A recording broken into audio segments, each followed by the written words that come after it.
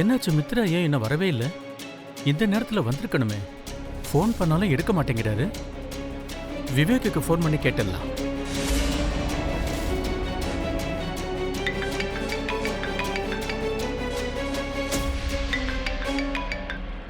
Hello auditor sir, சொல்லுங்க. என்ன மித்ரா என்ன வரவே இல்லையே?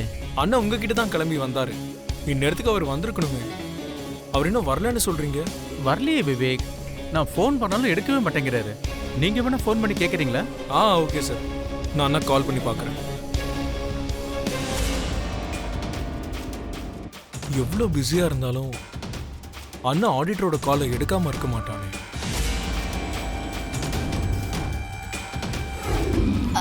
சரி சரி, இப்போ அத்தை வந்துருவாங்க, டைம் ஆயிடுச்சு.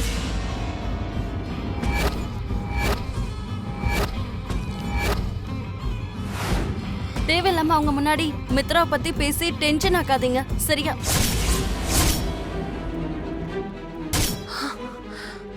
ஐயோ, அக்கா என்ன அத்தனை சொல்லிட்டாங்க. இப்ப இந்த ஒரு பாயிண்ட் போதுமே, இவங்க வாய்க்கு வந்ததெல்லாம் பேசுவாங்களே.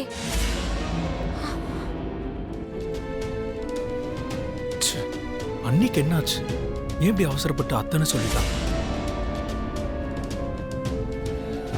சம்யுக்தா என் அக்காவை எதுக்கு அத்தைன்னு சொல்றா? அவ ஃப்ளோல வேற ஏதாவது சொல்லிருக்கலாமே. கரெக்டா முறையா அத்தைன்னு எதுக்கு சொல்றா? மனிஷா சொன்ன மாதிரி இங்க ஏதோ ஒரு உண்மை மறைஞ்சிருக்கு. சாரி சாரி, நான் ஏதோ அவசரப்பட்டு. That's okay Samyuktha.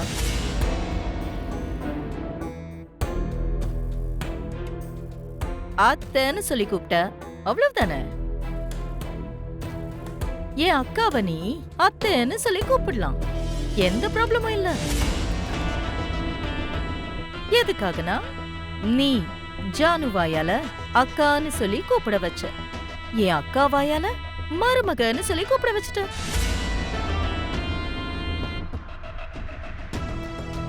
அது மட்டும் இல்லாம நீ பாக்குறதுக்கு எங்க லக்ஷ்மி மாதிரியே இருக்க.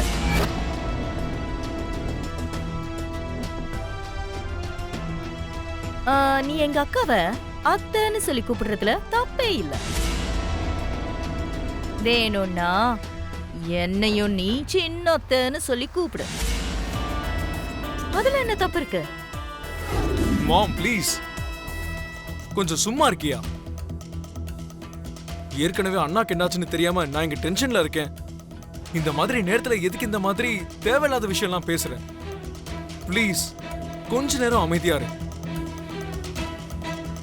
பெரியமா வந்ததும் அண்ணனை பத்தி அவங்கள்ட்ட எதுவும் சொல்லாதீங்க. முதல்ல அண்ணனுக்கு என்னாச்சுன்னு கண்டுபிடிக்க.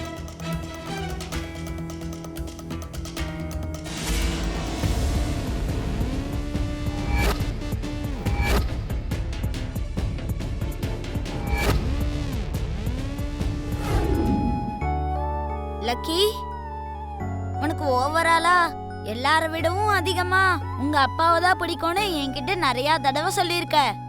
ஆனா உங்க அப்பாவுக்கு அப்புறம் யார உனக்கு பிடிக்கும்? வேற யாரு? நீதான் ப்ரோ. நான் ஏதோ கேட்டேங்கிறதுக்காக நீ ஒன்னும் என் பேரை சொல்லல லக்கி. பிடிச்சிருந்தா பிடிச்சிருக்குன்னு சொல்லணும். பிடிக்கலன்ற போது நம்ம எதிரில் இருக்கவங்களுக்கு ஹோப்ஸை கொடுக்கவே கூடாது.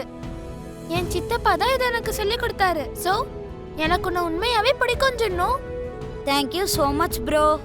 அது மட்டும் இல்ல, நாளைக்கு ரக்ஷா பந்தன்ல உன் கைக்கு நான் ராக்கி கூட கட்டி விடுவேன். உண்மையாவா லக்கி? எனக்கு இப்ப வரைக்கும் யாருமே ராக்கி கட்டினதில்ல தெரியுமா? எனக்கும் அண்ணனும் தம்பியும் இல்ல, அதனாலதான் நானும் யாருக்கும் ராக்கி கட்டினதே இல்ல.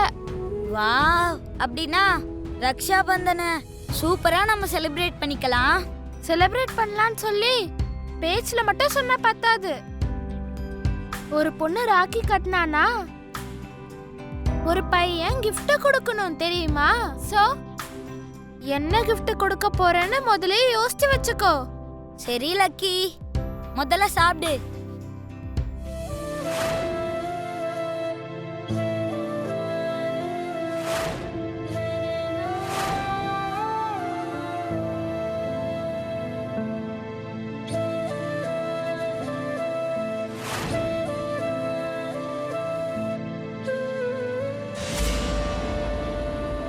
திரும்பவும் உனக்கு அப்பா ஞாபகம் வந்துருச்சா? ஐயோ இரு. கிளாஸ் முடிஞ்சதுக்கு அப்புறம் உட்காந்து பொறுமையா யோசிக்கலாம். முதல்ல லஞ்ச் சாப்பிட்டு முடி.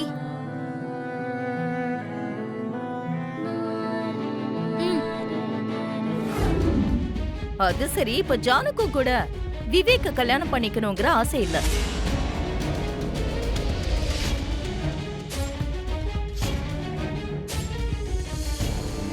அவ உண்மையை சொன்னாலா இல்ல பொய் சொன்னாலான்னு எனக்கு தெரியாது. ஆனா அவ சொன்ன மாதிரியே நடந்துக்கிட்டானா அது அவளுக்கு நல்லது.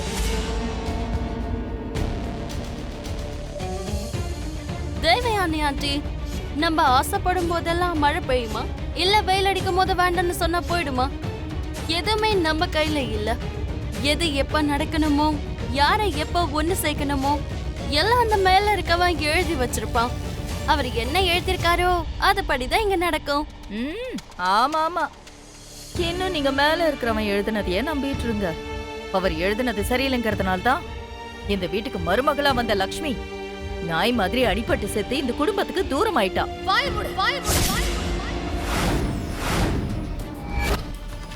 லக்ஷ்மிய பத்தி பேசும்போது உன் வார்த்தையை அளந்து பேசு தேவயானி.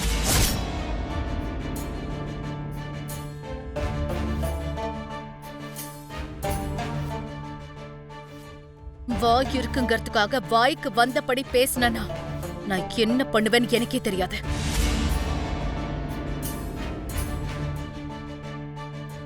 இப்ப நான் சொன்ன வார்த்தைகள்ல என்ன போய் இருக்குக்கா? எல்லாம் ரொம்ப நல்லா இருந்துச்சுன்னா அந்த லக்ஷ்மி இந்த வீட்டுக்கு மருமகளா இருந்திருக்கணும்ல. இருக்காளா? ஆக்சுவலா அவ என்ன ஆனான்னு உங்களுக்கு தெரியுமா?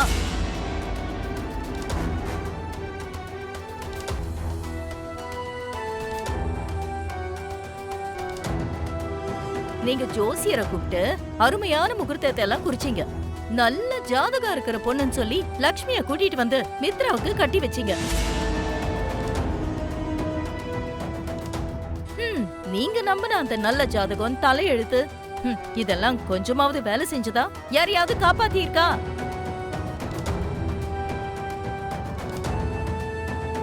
மித்ரான்னு சொன்னது ஞாபகம் வந்துச்சு. டே விவேக், மித்ரா எங்கடா? ஆடிட்டரை பார்க்கணும், ஏதோ ஒர்க் இருக்குன்னு சொன்னான் பெரியம்மா. இன்னைக்கு ஃபுல்லா கொஞ்சம் பிஸியா இருப்பான். என்னது? நான் ஆசிரமத்துல இருந்து வரேங்கிற விஷயம் அவனுக்கு தெரியாதா? இல்ல பெரியம்மா, அண்ணனுக்கு தெரியாது. அப்படியா? சரி, அர்ஜென்ட்டா அவனுக்கு கால் பண்ணி வீட்டுக்கு வர சொல்லு. இப்போ அர்ஜென்ட்டா ஃபோன் பண்ணி ஏன் கூப்பிடணும் பெரியம்மா?